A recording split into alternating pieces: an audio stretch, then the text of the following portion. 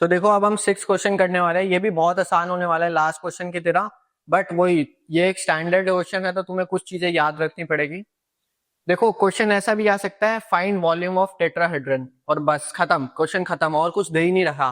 तो तुम्हें ये खुद से ही मानना पड़ेगा कि ये जो इंटरसेप्ट फॉर्म है, इसे इंटरसेप्ट फॉर्म बोलते हैं, या कह लो जो इक्वेशन होती है टेट्राहेड्रन की वो ये होती है, ठीक है। और कई बार हो सकता है ये भी दे रखे कि the figure the tetrahedron is bounded by planes x is equals to 0, y is equals to 0, z is equals to 0, ठीक है।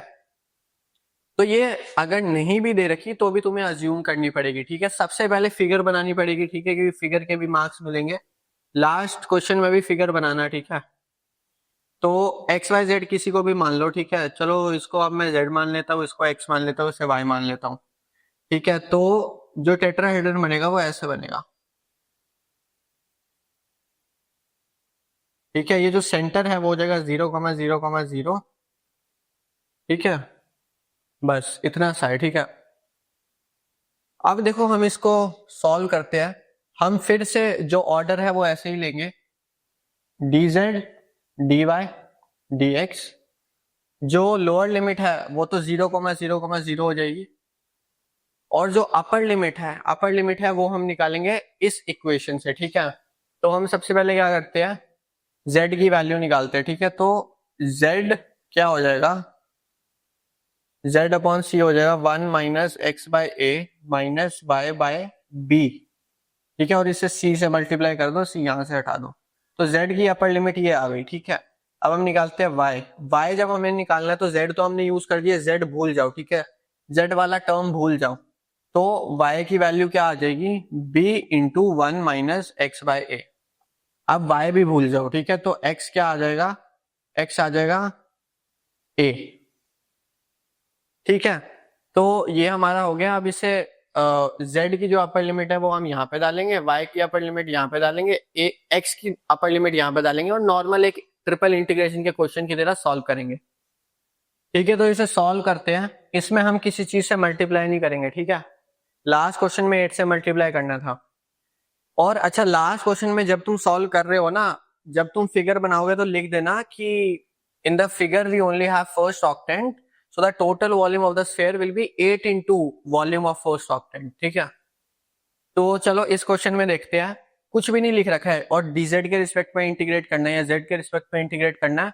तो 1 का इंटीग्रेशन z के रिस्पेक्ट में क्या हो जाएगा, 1 z हो जाएगा, ठीक है। तो हम बस z लिखेंगे, और अपर लिमिट हो जाएगी 1 minus x by A minus Y bye B, और लोअर लिमिट हो जाएगी 0। यहाँ पे आएगा dy, यहाँ पे आएगा dx, और ये सेम टू सेम लिमिट्स लिख दो जो लिखी हुई है,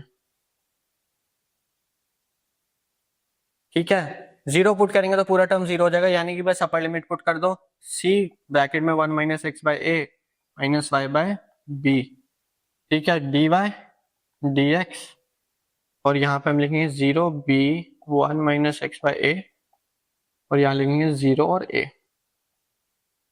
ठीक है। अब हम इसे थोड़ा सा और सॉल्व कर लेते हैं, या चलो सॉल्व नहीं करते, सीधा इंटीग्रेट ही कर देते हैं, ठीक है। y के रिस्पेक्ट में इंटीग्रेट करना है, तो c को तो ऐसे ही रहने दो।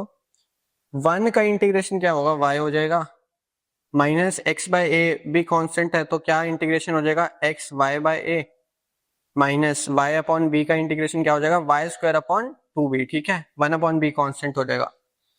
तो अब हमने इसमें लिमिट लगानी पड़ेगी, b 1 माइनस एक्स बाय ए, नीचे आ जाएगा 0, यहाँ आ जाएगा dx, और यहाँ बस एक लिमिट आएगी 0 और a वाली, ठीक है। ठीक है, अब मैं इसे मिटाता हूँ और आगे सॉल्व करता हूँ, ठीक है। अपर लिमिट और लोअर लिमिट सब्स्टिट्यूट करने से पहले हम क्या करते हैं, कॉमन ले लेते हैं, ठीक है, क्योंकि बहुत कॉम्प्लिकेटेड हो गया, हमें 3 बार पुट करनी पड़ेगी ये अपर लिमिट। तो हम पहले कॉमन ले लेते हैं, c और y कॉमन ले लेते हैं, यानी कि 1 माइनस एक्स अपॉन ए, ठीक है। और अभी हमने सिर्फ इतने में से कॉमन लिया y को, ठीक है। अब अगर इसमें देखें तो इसको चलो अलग से लिख देते, सी वाई स्क्वायर अपॉन 2b, ठीक है। लिमिट इसमें आएगी b 1 माइनस एक्स अपॉन ए और 0, ठीक है। जब 0 पुट करोगे तो ये टर्म भी 0 हो जाएगा, ये टर्म भी 0 हो जाएगा। हमने y के रिस्पेक्ट में इंटीग्रेट करा है तो y में ही हम लिमिट्स डालेंगे और ये दोनों टर्म 0 हो जाएंगे। तो लोअर लिमिट लिखने की जरूरत ही नहीं है, अपर लिमिट हम लिखेंगे बस। ठीक है, तो c y की जगह आएगा b 1 माइनस एक्स बाय ए, और फिर लेंगे 1 माइनस एक्स बाय ए, तो सीधा स्क्वायर ही लिख दो, minus c upon 2b, b y square की जगह आएगा बी स्क्वायर और 1 माइनस एक्स बाय ए का होल स्क्वायर। ठीक है, और बाहर क्या रह जाएगा dx। अब इसे क्या करते हैं, सी भी कॉमन आ जाएगा। अच्छा, एक b तो देखो कट गया, सी भी बाहर ले लो, सी भी कॉमन आ जाएगा, 0a। अब क्या बचा, 1 minus x upon A, 1 minus x upon a का होल स्क्वायर, माइनस 1/2 है यहाँ पे, 1/2 1 माइनस एक्स अपॉन ए का होल स्क्वायर। ठीक है, dx,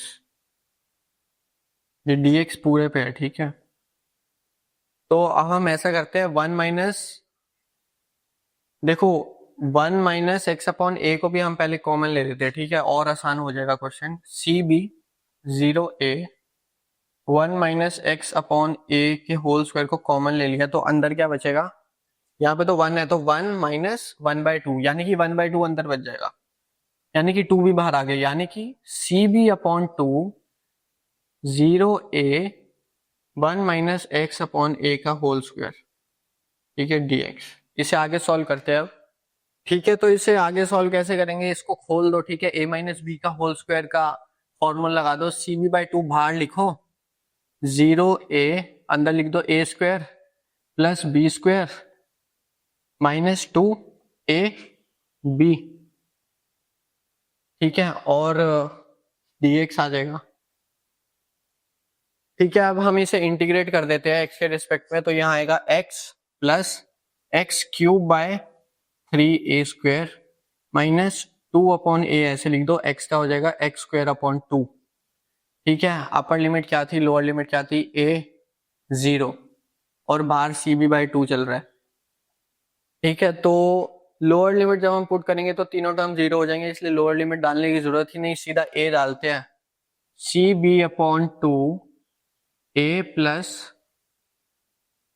A cube by 3a square minus 2a square, ये 2 काट दो। ठीक है, a स्क्वायर अपॉन a, तो ये इससे कट जाएगा, ये a स्क्वायर इससे कट जाएगा, तो यानी कि क्या बच गया, c b upon 2 a plus a by 3 minus a, यानी कि ये और ये a तो कट गया, तो क्या बच गया answer, a b c by 6। ठीक है, ये आंसर आता है टेट्राहेड्रन का। ये तुम याद भी कर सकते हो कि जब भी टेट्राहेड्रन आए तो हमें ये आंसर निकालना है। ठीक है, तो अगर तुम्हारे पास ये आंसर नहीं आ रहा सॉल्व करने के बाद, तो इसका मतलब तुमने कोई गलती करी है, दोबारा रीचेक करो और यही आंसर लेके आओ। ठीक है, तो फाइनली अब हमारा ट्रिपल इंटीग्रेशन भी कंप्लीट हो चुका है। अब हम जाते हैं अपने नेक्स्ट टॉपिक पे, विच इज एरिया।